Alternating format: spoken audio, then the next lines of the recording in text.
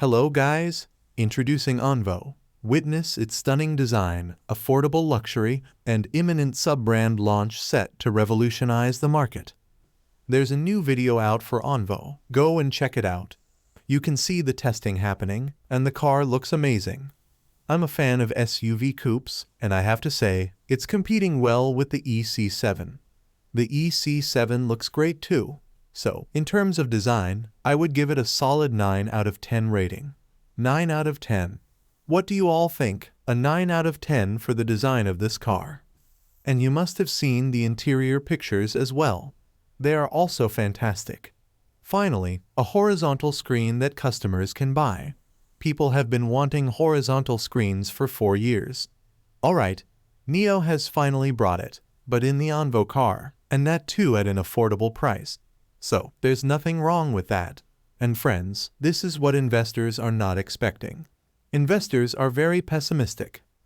And I think they haven't looked at the sub-brand price. They haven't looked at the sub-brand price. And I believe that when the sub-brand is announced and they hold a launch event and NIO launches it, a sub-brand to tackle the mass market. So, this will indeed bring a lot of hype to NIO stock. And undoubtedly, it will boost NIO stock as well. And in terms of the stock, I mean NIO stock at 3.8 is very low. I think it's artificially deflated because there's a lot of pessimism. It took 40 days to come from $6 to $3.8. But I think it will take less than 40 days to go back to $6. And I think this overall pessimism is because there are rumors that NIO is cutting jobs. Tesla has cut jobs, and people are very pessimistic about NIO with China and the economy, their losses, and everything.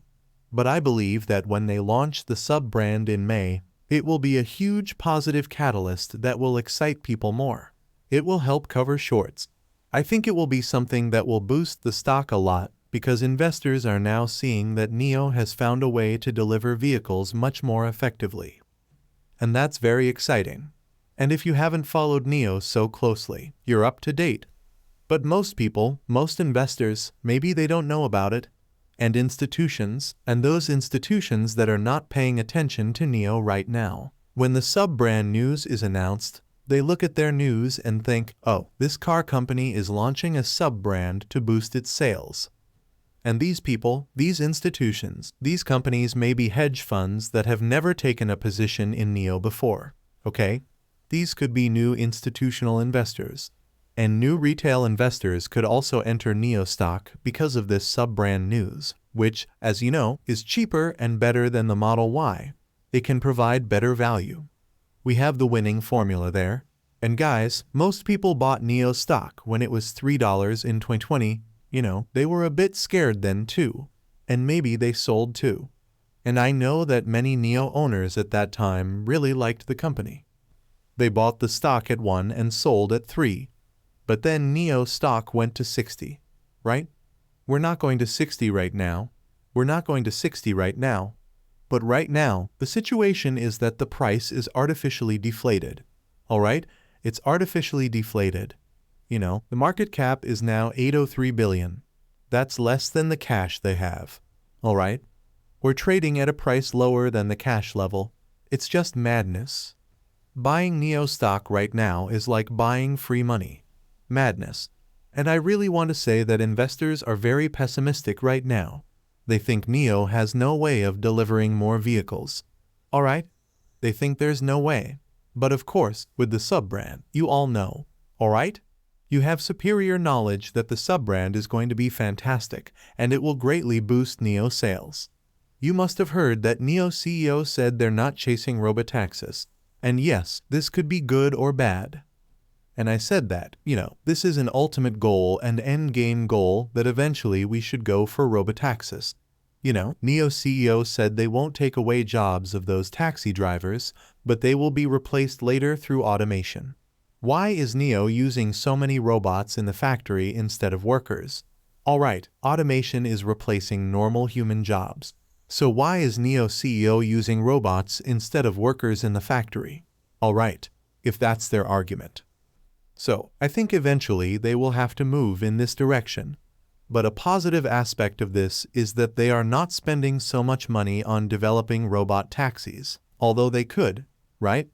And I want them to do that. But as you mentioned, letting taxi companies buy NIO cars, that's completely valid.